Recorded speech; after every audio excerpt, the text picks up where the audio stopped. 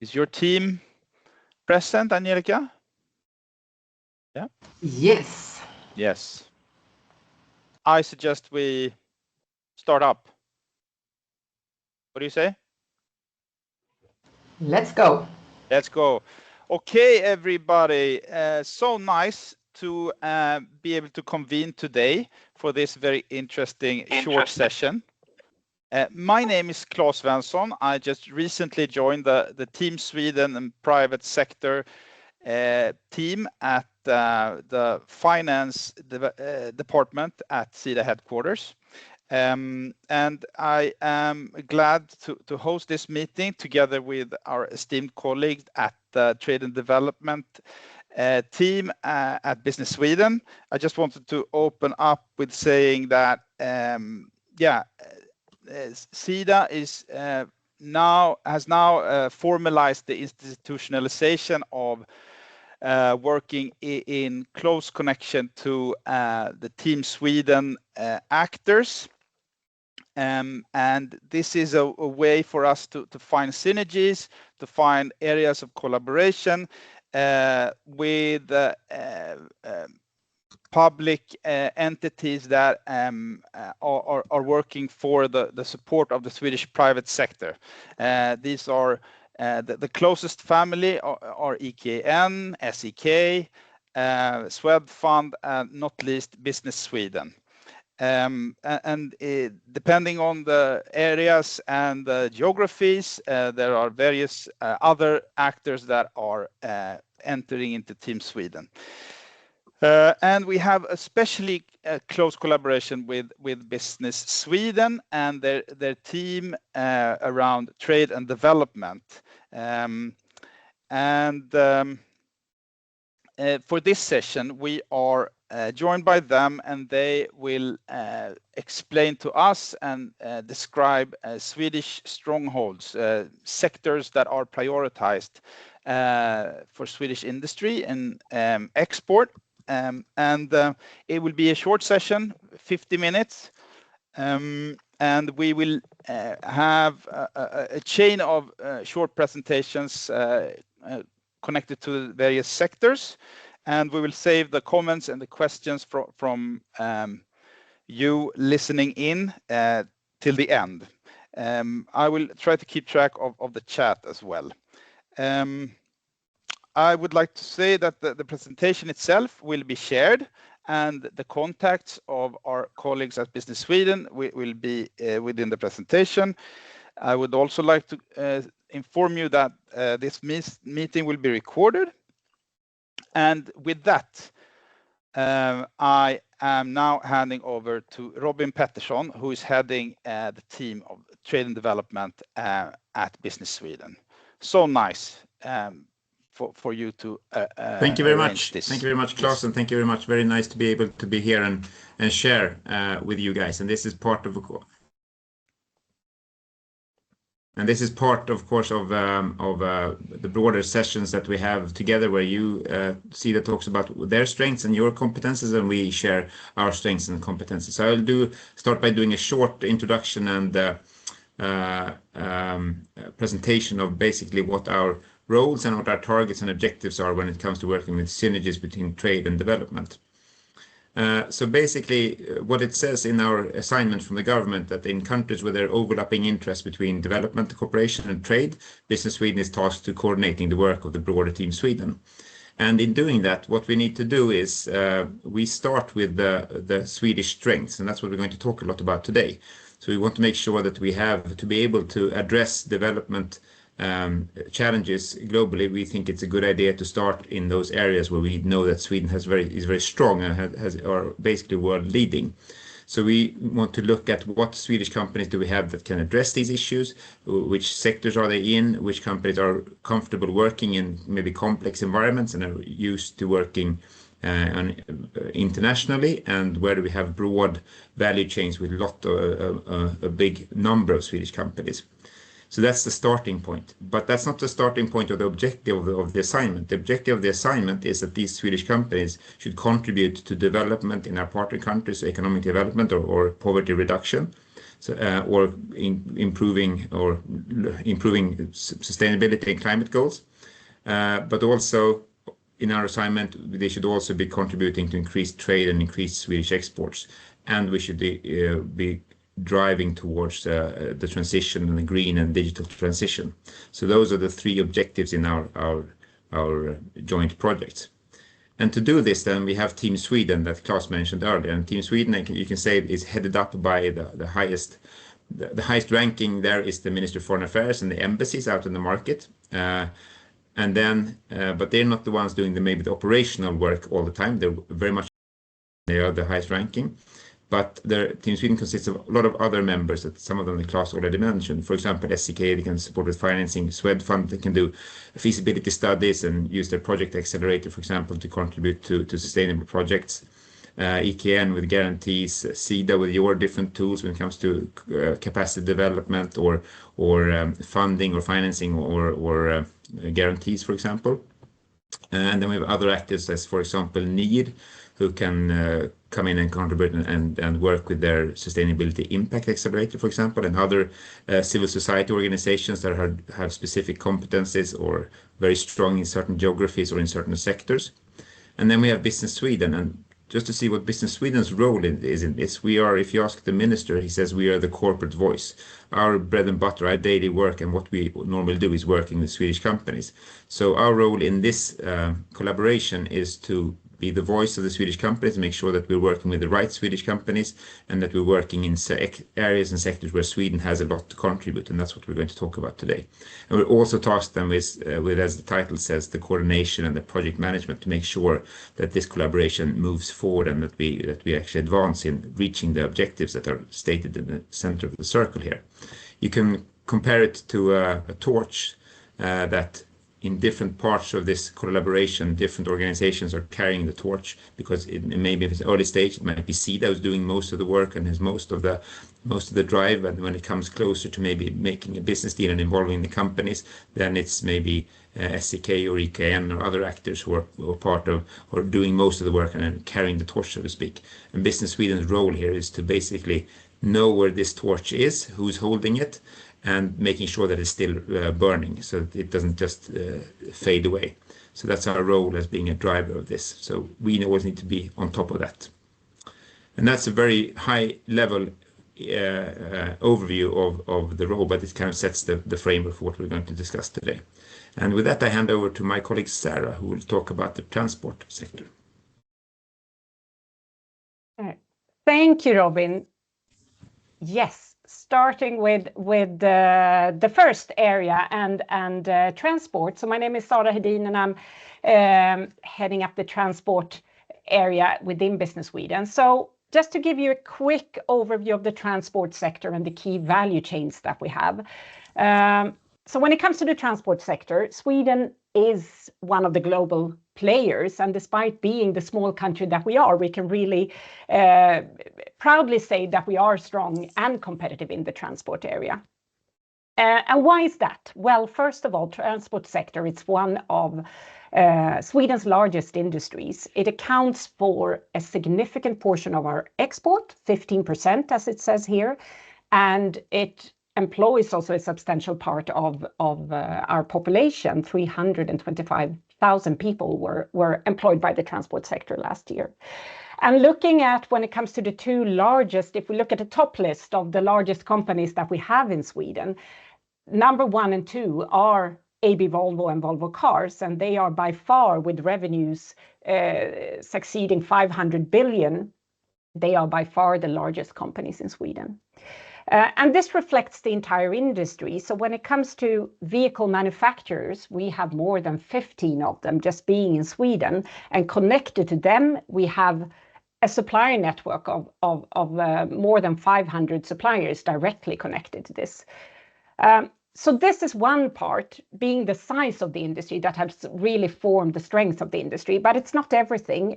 What has made the industry competitive, it's also the long history that we have of continuous innovation, both from 100-year legacy companies like Volvo and Scania, but then also from the newcomers that are constantly breaking new ground.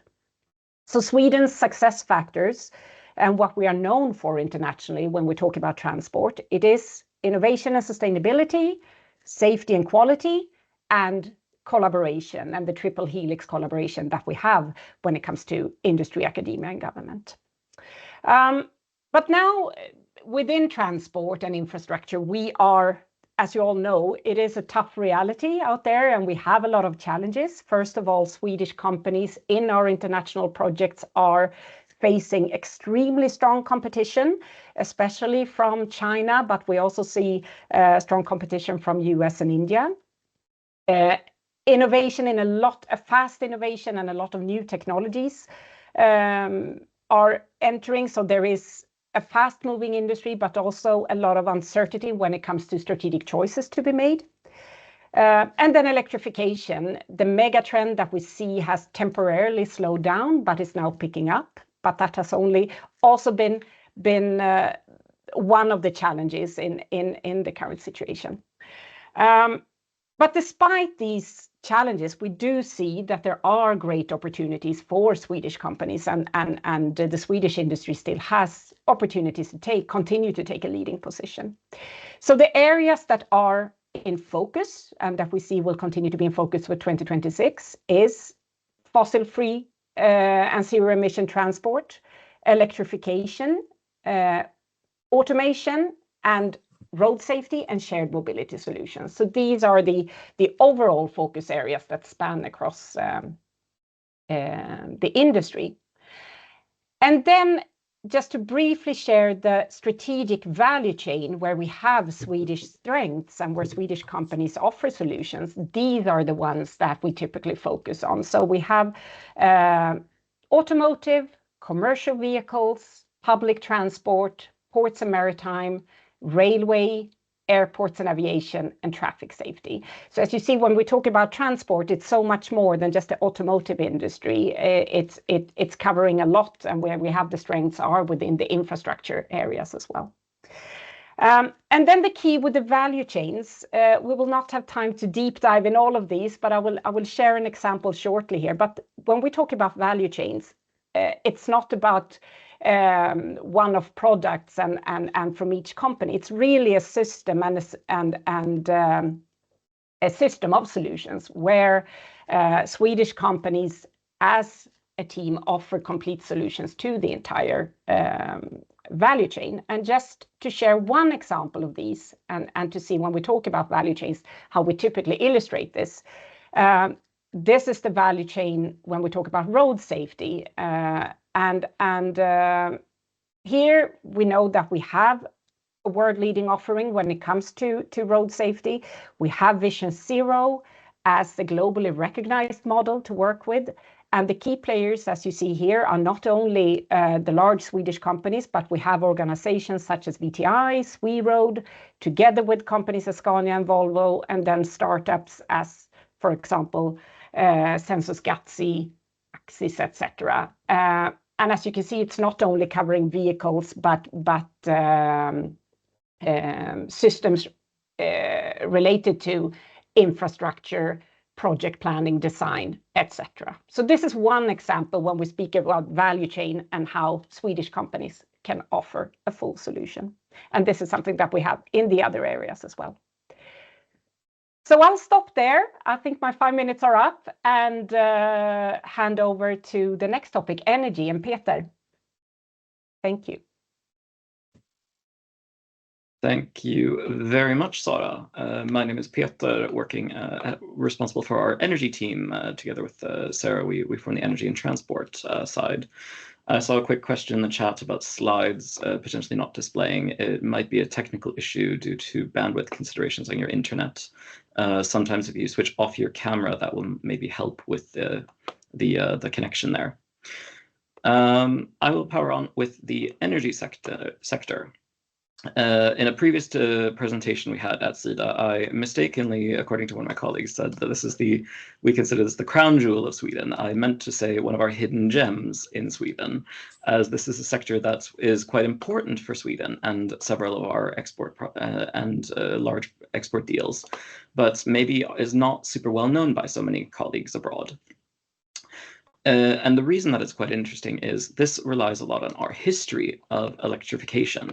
We as a nation have been very good at utilizing our natural resources, and one of our key resources that we have is, of course, the rivers that we have up, primarily in the north of Sweden.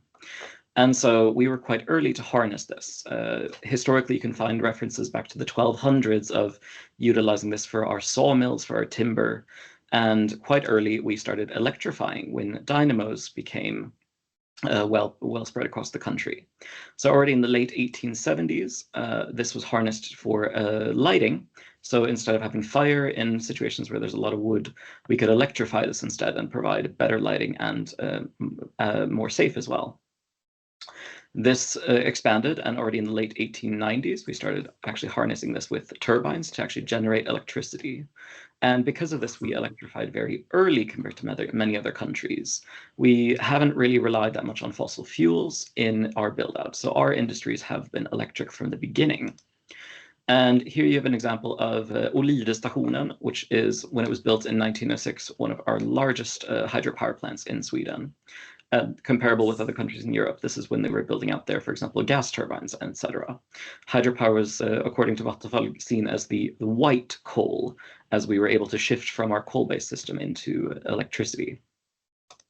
We built out our transmission grid very early, linking the population centers where we had growing consumption of electricity, and also grew the network to transport the electricity from the north, where it was generated, to the stronger populations in the south. We also pioneered several interesting technologies. One of them is high voltage direct current, HVDC, which is effectively just a very efficient way of moving electricity over long distances. In 1954, we were the first country to lay a commercial cable, and that was linking the island of Gotland to the mainland.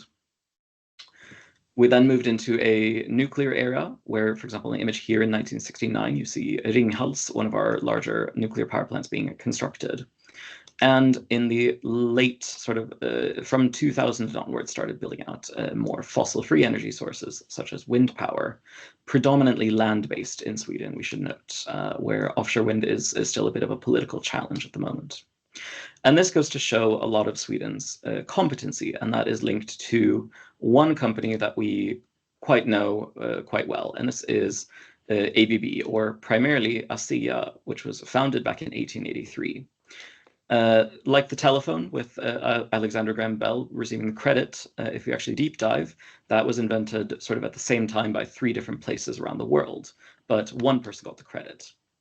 Likewise, when it comes to electricity, 3-phase electricity, which is very useful today, was actually invented by 3 different people around the world. Nikola Tesla over in the United States received the credit, but there was also a colleague in Germany that invented it about the same time frame, and a Swede, Jonas Wenström, who actually was the founder of ASEA.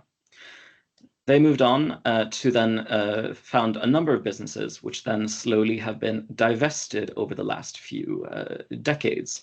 We can see, for example, a gas turbine business that was first acquired by Alstom, and then that was then acquired by Siemens Energy. But the business in Finspång is formerly ABB. In 1988, then, of course, ASEA merged with another company to form ABB. In 1999, they divested part of their cable business in Nässjö, and this was then acquired by Prysmian Group. So instead of thinking the Italian company, we are still thinking of the manufacturing footprint in Nässjö. In the year 2000, ABB, that helped to develop some of our nuclear power plants, then divested their nuclear fuel manufacturing site in Västerås to Westinghouse. So it may be seen as an American company, but there's a very strong Swedish presence even there, where they also supply over 30 reactors across Europe with nuclear fuel from one site in Västerås. In 2017, they further divested the high and medium voltage cables, this to Danish NKT. So this is in Karlskrona and Falun. And most recent, then we also had a joint venture that ABB formed to create Linkson. This is a kind of turnkey procurement contracting construction company that can actually then use the ABB technology in these large scale projects abroad. And most recently, of course, we have the Hitachi divestment, where the power grids business actually was shifted first into a joint venture. And then in 2022, Hitachi acquired 100% of this. and the operations, especially up in Ludvika, where we have a lot of the high voltage competency. So a lot of our expertise is traced back to the history and the legacy of ABB, but today the companies look quite different. But that, of course, is not the only footprint that we have in terms of energy. We have also a series of larger companies that are very strong on the export side, but also several smaller companies that are growing into the next generation of energy companies. So again, on the top side, we see the legacy of ABB. We also have some interesting companies on the bottom part, for example, Comsys, that also help with power quality, making sure we have the right frequencies when we are mixing increasingly flexible energy sources into the grid. We have newcomers, for example, like Hexicon and Minesto that are tapping into, and Core Power Ocean, I should say, tapping into new ways of having floating wind farms, tidal energy solutions, or using wave powers to create energy. These are relatively small players that are looking at smaller wind parks. So instead of a large, say, 200 megawatt, or these parks that we're seeing in Sweden, these companies will not at the moment be able to supply these large scale projects, but they're very interesting in supplying smaller units and potentially in more localized solutions. So in case of a lack of capacity like we have in Sweden in the south, that's an area where they can come in and sort of help to balance the grid where there potentially isn't that much electricity. We also have a growing digital solutions. So we have Flower and Ferroamp that work with similarly decentralized energy solutions. Flower helps with through their digital system to buy and sell electricity and convert it into different variables. So should it be stored in a battery when it's cheap, and then when electricity is expensive to utilize from this and all those control mechanisms. Ferroamp works a lot with the more hardware, so the actual batteries and the systems more also on a household basis. And then we have players, for example, like Voigt. They are, in terms of incorporation, relatively new, set up in 2012 in Sweden, but responsible for hydropower turbines. And, for example, project developers like OX2 that are helping to develop other renewable energy projects abroad. So as I said, energy, a hidden gem of Sweden, looking to power the green transition abroad.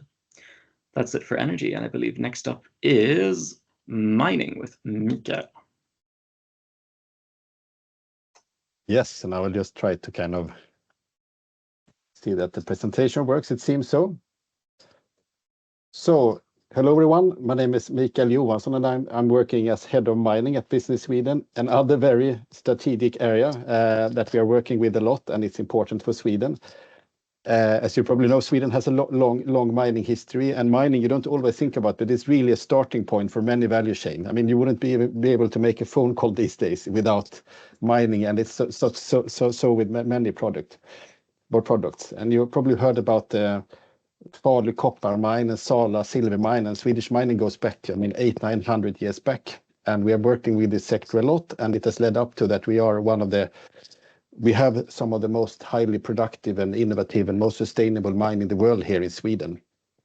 And the mining sector is something like 2% of Swedish GDP. And if you take sales of minerals, sales of metals, sales of mining equipment, it's over 10% of Swedish export sales. So it is an important sector.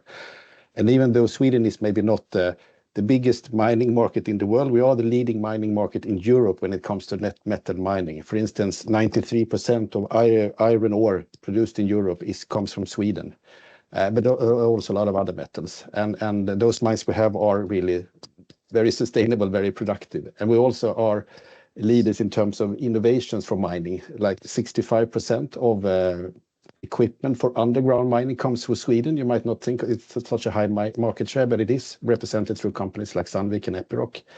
So Sweden contributes to the electrification of mining in the world, to automation of mining. We also have some internationally known flagship projects. You've probably heard of Stegra project and Hybrid project to produce green steel. Those pilot projects are quite highly talked about around the world. And I think Sweden also, when I travel around with mining, is also recognized very much for the collaboration between academia, industry, universities, government. This triple helix is quite well working in Sweden. And also, I mean, Sweden is part of the global mining world, and the mining sector is expected to grow at least 6-7% per year in the coming years due to meet the growing population, to meet the demands of energy transition. So it's a growing sector globally. But so what do we have in Sweden? We have the mines. There are 13 mines in Sweden producing like 80 to 90 million tons of ore. It's quite large every year, and mainly iron ore, but also other base minerals like copper, lead, silver, gold. We also have mainly up in the north, as you know, but in some other parts. And there, I mean, again, leaders in terms of sustainability, productivity, automation. But above all, we have this big ecosystem network of service solution providers to the mining industry. I mean, when it comes to exploration for mining, when it comes to mining operation, when it comes to processing, also when it comes to recycling, that becomes a bigger question for mining. We have a lot of solutions in all kinds of areas. It's a little bit busy slides, but you see some themes like electrification of mines, digitalization, 5G, AI, ventilation, water treatment. We have a lot of solution for this. And it's not only those big companies mentioned to the left-hand side of this company, but we have some industry players who have been around for 100 years, like Atlas Copco, Epiroc, Sandvik, or at least for many years, and Volvo, Scania. They are providing solutions for mining all over the world. But we also have like at least 100 SME companies, startups working in this area, also coming up and providing solution for the industry. And we also have the R&D side. For instance, Luleå Technical University providing, I mean, it's the most well-known, I think, research mining university in the North Europe, and also other research organizations good in that. And we have also a lot of public organizations, in addition to Business Sweden, working with innovation, capacity building in mining. And those industry organizations and government organizations, we cooperate in something that we call Team Sweden Mining. So we meet on a monthly basis and exchange information and try to plan activities together within this Team Sweden group. And just lastly to mention, of course, mining is a focus sector for Business Sweden. We do activities all around the world. These are blue markets, mentioned blue-collared markets. They are the most prioritized one. And here we do try to support Swedish companies to develop business, but we do that not ourselves, of course, but very much together with Team Sweden, with the embassies, with the NIR, with the discussions with SIDA more and more. And we much believe in that cooperation and that we should work together to focus on promoting, to focus on business opportunities and support companies on the business side, but also working more broadly with educational questions, with capacity building, with the long-term approach, and combine our expertise within Team Sweden. And because we very much feel that companies and mining customers around the world are really looking for this, are looking to kind of work towards more responsible mining, more safe mining. And then this broader approach of kind of selling Sweden is I think, the right way to go.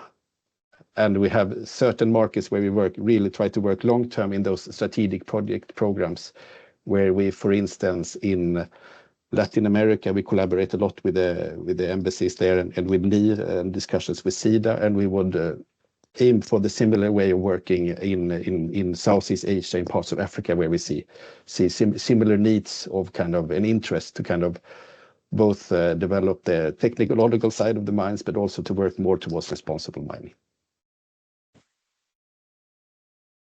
That's about a few words about mining and how the ecosystem looks like, and a little bit how we work in Team Sweden. And then I think next to go would be the healthcare sector.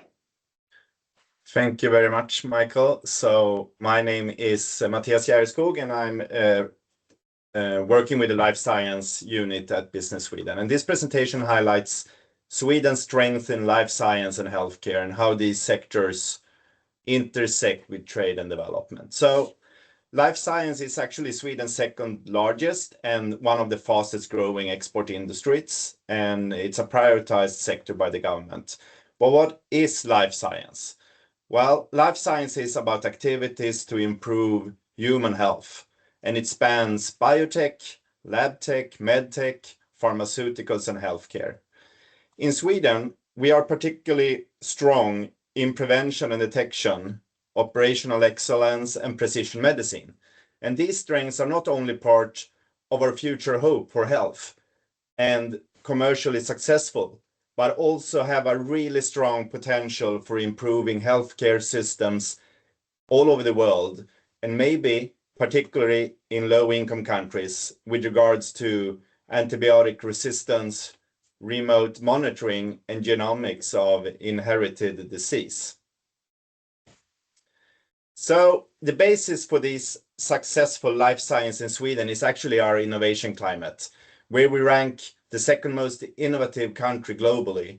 And just to mention a couple of examples, to the left, we have a medtech innovation from Karolinska Institute. It's a portable infant incubator that is a life-saving product when delivering babies at home in rural areas of low-income countries, most often using a traditional midwife from the village in not so clean environment, since there is a long way to hospitals.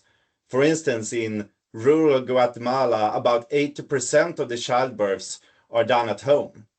And this incubator runs 8 hours without electricity and can be the difference between life and death until the ambulance arrives. To the right, a lab tech innovation from Uppsala University. We have a microscope for diagnostics to find parasites in patient samples. And this product can run with solar power.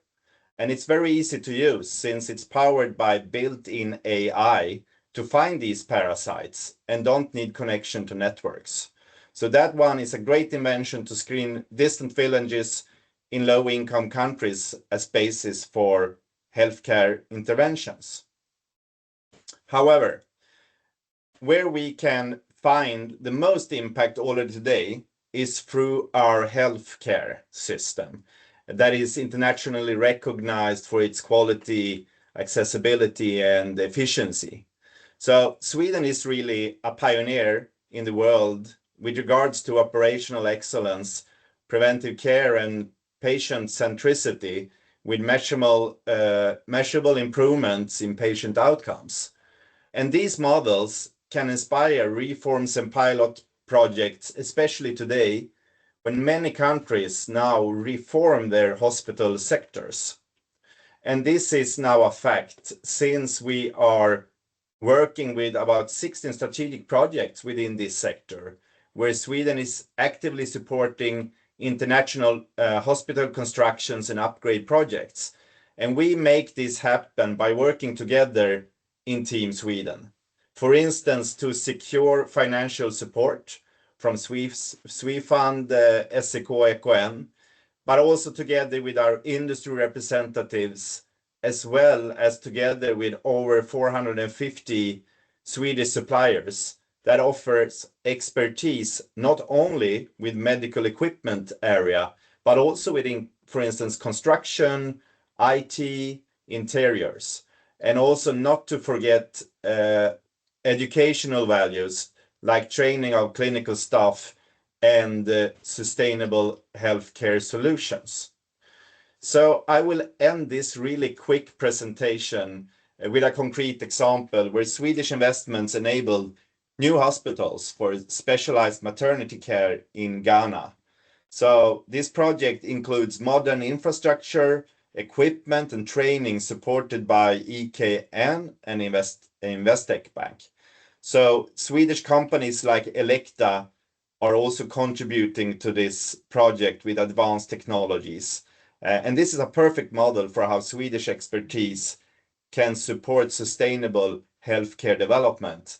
And for us in the life science healthcare team, we look forward to work more closely with SIDA to find these opportunities to improve global health. Thank you very much. I will hand over to Per and Digital Solutions. Thank you very much, Matthias. My name is Per Jansson, and I work for digital technologies within Business Sweden. And I will go through very shortly about the digital and tech sector in Sweden. And it's a quite of a large sector and a very, very important sector for Sweden to stay competitive, not only today, but in the future. And we see a lot of technology that will change not only the tech sector, but also all the other industries with the digital transformation. It's a big sector. We can see that It's over 270,000 people employed. One of the most common worker today is a software developer. From the export point of view, we also quite large. We stand for over 11% of the export, and a lot of companies, not only the large ones, but also the small ones, are very, very fast in going internationally and starting to export. And we also see quite important that we can attract international companies to establish themselves and strengthen the Swedish ecosystem in Sweden as well. And we can see that we have over 14,000 employed in foreign companies. And also just to say that we are producing just behind Silicon Valley the most unicorns in billion-dollar value companies in the startup sectors as well. And we can see success cases as Klarna, Spotify, and other tech companies moving fast. If we look into the value chain, basically we can see three sectors, and of course we have Ericsson, which is the global leader within the infrastructure and connectivity area. But we have a lot of companies. I would say mostly there are SME companies, but we have a pretty good mix between companies. And if we look into the infrastructure side, we have the storage, which is the data centers and the hyperscalers. That is growing importance with the AI boom that is going on in the world. And then, of course, we have the connectivity area that we see the 5G and the 6G networks and the broadband. And, of course, also the computing and the process power that is needed for all the different applications. And we have a strong base of really competitive international companies with all these sectors. And of course, we have also the cybersecurity, which is increasing. The more digitalized the world is, the more important the cybersecurity space is. And here we have companies within different niches that is very strong internationally. And of course, software and platforms with all the tech ecosystem and all the startups and scale-ups are there. We have more than 3,000 companies within there. That sector, everything within the fintech, edtech, govtech, which is really driving a lot of the digitalization for Sweden. If we look into the strength of Sweden, we can see that we have a connectivity leadership with Ericsson as a flagship and really pushing forward this segment. If we look into the AI infrastructure, we're seeing that we have a very good kind of environment for data centers, and we are getting a hub with a lot of incoming requests for setting up data centers and especially sustainable data centers. It's a speciality that we have built here and the competence that we can also export. And of course, we have the tech ecosystem or the software solutions. We have a lot of global leading companies within that, everything within fintech into different sectors.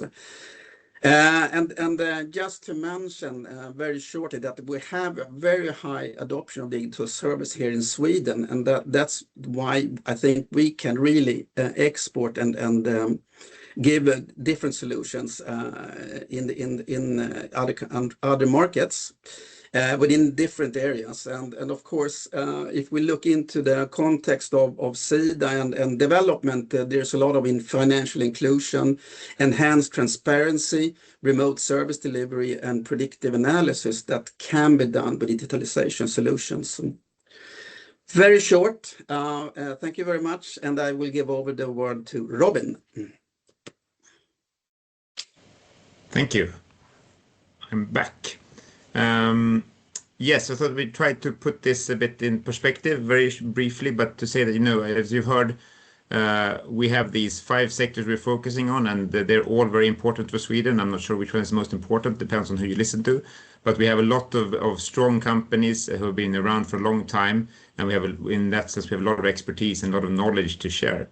And those within these sectors, then we have we're driving approximately about 100 projects within the trade and development assignment.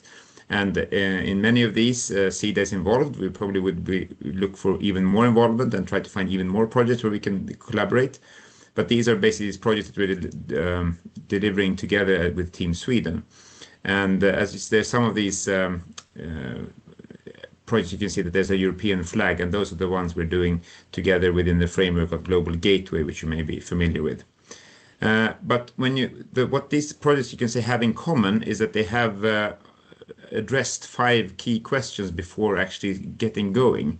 And before we start working with these projects within Team Sweden, I think there are 5 key aspects that we need to have answers to, basically. First one is, this is aid funding. The main purpose of these projects is to contribute to the development of the partner countries, economic development or poverty reduction, or improved climate.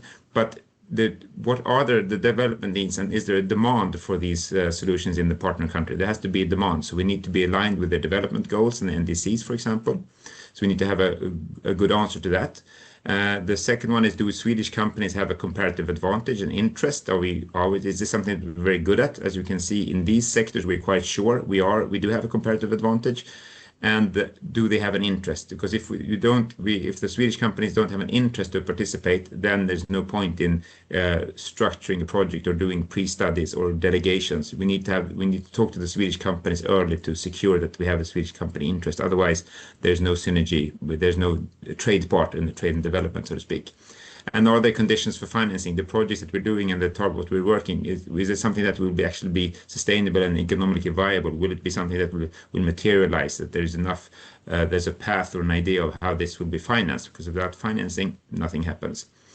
And are there Team Sweden tools? Is an added value that Team Sweden is involved? Are there feasibility studies? Are there grants? Are there vocational training? Are there different programs that we can involve here that can actually support these projects to materialize and to support the Swedish companies in actually being able to contribute here? And will this project contribute both to the development effects in a good way and to Swedish exports? And there we all have limited resources, so we have to prioritize. We need to prioritize where we can see the highest development effects and the highest level of Swedish exports, because that is what we're being measured on, and that's what our owners want to see, the government, so to speak, that we're achieving both those parameters. So it might be with the same amount of effort and time, however can we reach the maximum development effects and exports. So having those questions in mind and to be able to answer these questions, I think we have to go back to this slide. This is the only way we will be able to answer those questions and work together, is that we work together within Team Sweden, have clear communication and close collaboration, and all try to contribute. I think the beauty of Team Sweden is that we're all good at different things. We all have our own expertise or areas. Business Sweden happens to be the companies and the value chains, and that's what we contribute with. And then other actors are good at other things, but together we do what we're good at, and then it becomes a good result. And I just want to say here that we have had a good question in the chat, like what is the definition of a Swedish company, which I would just like to address before leaving the word back to Claes. For us, a Swedish company is a company that is established in Sweden, and our main target is basically that they contribute to jobs, creating jobs in Sweden. And that can be tricky. Like you saw, there was Siemens and we had Hitachi. And for Siemens, for example, they have a big footprint in Finspång where they have employing, 3,000 people, and Hitachi are employing 7,000 in Västerås.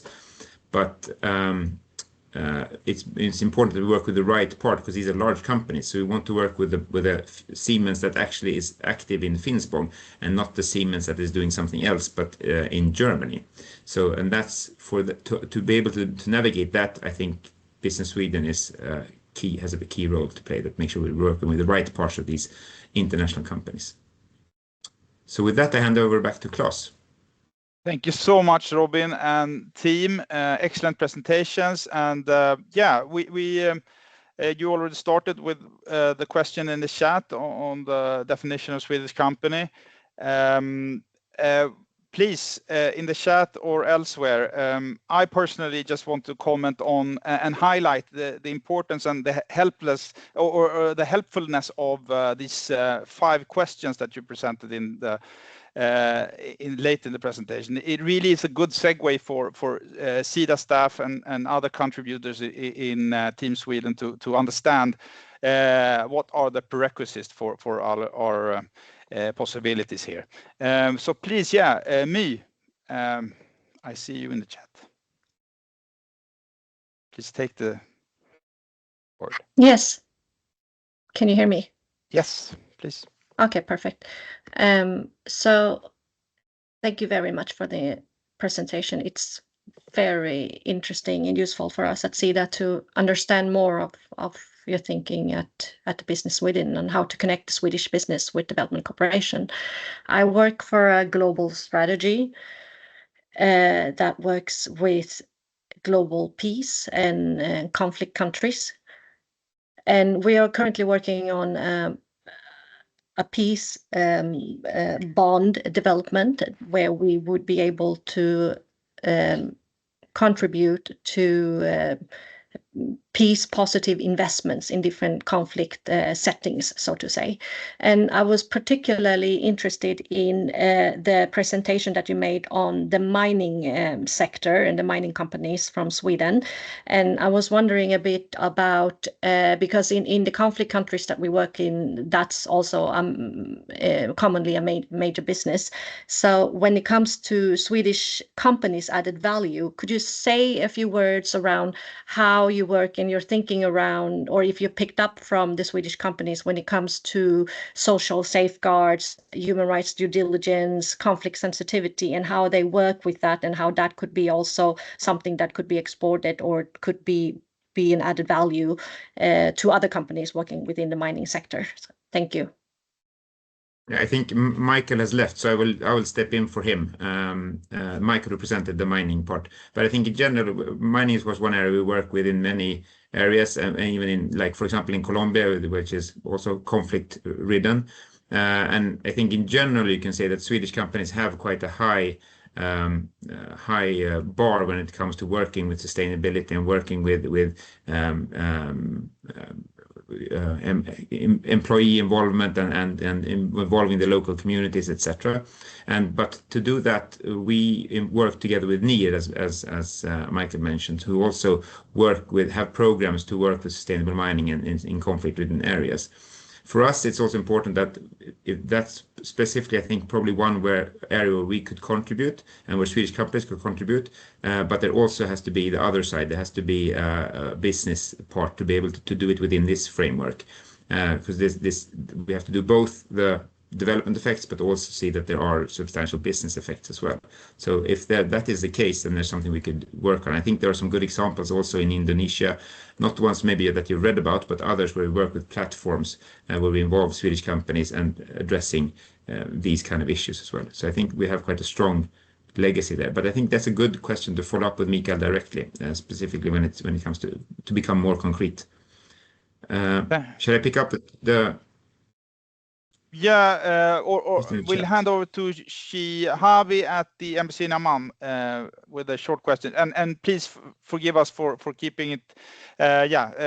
We are closing into the end time of the session, but we'll take 1 or 2 questions more. Shall I pick them up from the chat or? Yeah, sure. Because I think there's one on what other sectors will be potential. I think that's a good question because these 5 sectors is what we're focusing on now. It's a new assignment, so we think we should really focus where we're very comfortable with that. We have the Swedish company interest and we have the Swedish competence, but we're of course looking into other sectors as well. But we try to focus on this. If you want to achieve results, maybe you need to focus, and if you need to focus, you need also to deselect. But having said that, we're currently looking at, for example, forestry. You might have seen it on the map that in Paraguay, the forestry sector we're looking at the moment now to see, do we have a strong enough Swedish company presence which could actually generate impact. So we're looking at that. Agriculture is another one that comes up where we're not sure how big impact it will be, like in comparison to these sectors we presented today. So those are we are looking into it, and these will be developed over time. But at the moment and for the foreseeable future, the main focus is these sectors. And what we try to say to our colleagues around the world as well, stay in the box. So keep it easy and keep it simple. Focus where we are quite comfortable and knowledgeable. And then there was one on how to get in touch with Swedish companies. I think that is the Business Sweden is the portal into the Swedish companies. So talk to your local Business Sweden colleagues, and if you don't have one in your same country, then talk to the regional sustainability center. There's one for each region, and if you need more information about that, you can reach out to me or to Angelica, and we can guide you. But I think that is our role in Team Sweden, is to be the corporate voice and to work, because we work with Swedish companies all the time. As the development effects is not our specialty, that's the SIDA specialty. So we need you in that to see how do we achieve development effects in a good way. So we're all good at different things. Yeah, Robin, what do you say? Do we have to wrap up, or can we take 2 more comments, questions? Hands raised. For me, it's fine. Yeah. Okay, so Shahabi from Amman, please.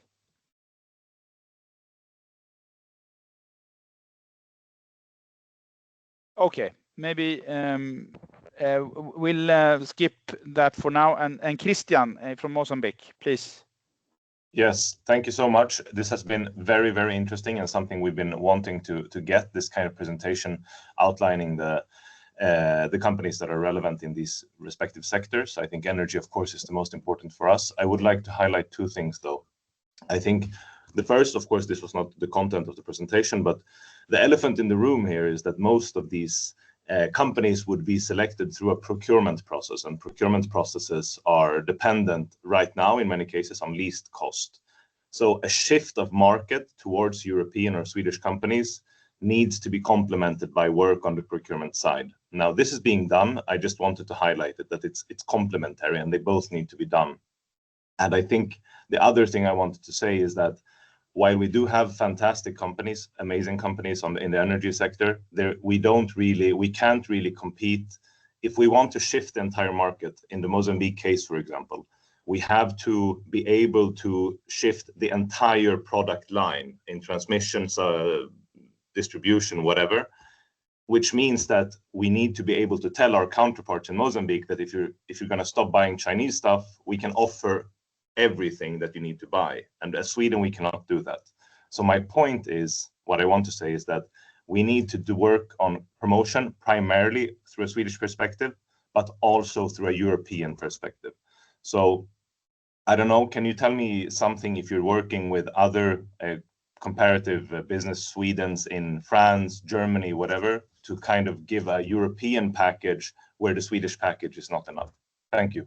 Yeah, to the last question, yes, it's within the global gateway. I think you should mention you had one in Mozambique, and that we have a specific team, the strategic projects team headed by Olof Hemström, who is managing that, and it's Thomas Korseman, who's sitting in The Hague covering Brussels, who's holding that together. So we're working within specific projects within the global gateway, and that's part of our trade and development assignment from the government as well, to work on a European level. I think in many sectors sometimes it's better to approach it, like you say, from a European level. So we're working with that, and we're very happy to share more information there. That's something we're working on and structuring. And then the first question, or the comment, I think, about sustainability, I think that's absolutely correct. And as you may understand, this is not tied aid, so we're not taking aid funding and giving it to Swedish companies. What we're trying to do is to increase the sustainability requirements to make it possible for Swedish and European companies to actually compete. So I think sustainability should be something in like a red thread in everything we do, and we have a specific work together with SIDA and with Team Sweden, also targeting multilateral development banks, the UN, etc., to make sure that procurement is done in a sustainable way and be able to increase the Swedish companies' chances of participating and interest in participating. So I think just to underline that, totally agree with that comment. Totally. And may I just add to those points? The first on the part of the working with larger companies, we also work through the EPCs, for instance, Christian. So since we know that we cannot supply all total solution for these buyers, so of course we would ensure that we have at least 30% Swedish content, and then we can go with other partners. And we're doing that with Turkey, we're doing that with Spain, we're doing that a lot with France and other countries. And in terms of the procurement, like Robin said, we're working a lot with the banks where we are trying to influence the sustainability criteria of procurement, but we're also ensuring that we target projects that are not yet at the procurement stage so that we can influence what they will put in terms of the procurement criteria as well. Yes, thank you very much. Yeah, just to end up with the last question, let's go back to Shihabi here on the. Have you ever done any CSR work as a tool of market promote the Swedish business, but also to push global image of Sweden as you're part of the image of Sweden work? Yeah, it's a general question to the team. I'm not sure exactly if I understand it right, but maybe highlight that what we do within this assignment is that the Swedish company should contribute through their business. So it should be through their expertise and knowledge within their own segments, and what also Team Sweden, that we all do what we're best at. So not CSR work in the sense of philanthropy or goodwill, but we do it through contributing with what we know about sustainable practices and how we sustainable solutions. So not in that sense, we want the companies to focus on the core business. So no kind of philanthropy work is not the focus for this segment, if that's the question. Otherwise, we work when we maintain corporate social responsibility standards in our work and follow the protocol for that, of course. But if that's the question. Yeah. Thank you so much. Would it be possible for me to just say that since there are questions around women's health, for example, menstruational health and agribusiness and sectors that are very important but are outside these 5 main strength sectors, there is always a possibility to reach out to Business Sweden, isn't there? To kind of look for connections of Swedish from the Swedish private resource base. Yeah, definitely. If you're working with companies that need support or coaching, we're very happy. That's what we do, day-to-day basis, working with Swedish companies. And so it could be that we don't support them within this framework, but maybe we support them in other ways. So our mandate is to work with supporting Swedish companies. So definitely. So with that said, we're closing into 11 o'clock here in Stockholm. We really appreciate the presentation, of course, your contributions, but also the good discussions. There's a lot more to say, of course, but we hope that this is a launch for a new, more closer connection between our 2 organizations and the Team Sweden work as a whole. So we're very happy and don't hesitate also to contact us at Sida headquarters, and we can link and bridge this important work that we are set out to do. Thank you so much. Thank you very much for hosting. Thank you. Bye. Goodbye. See you.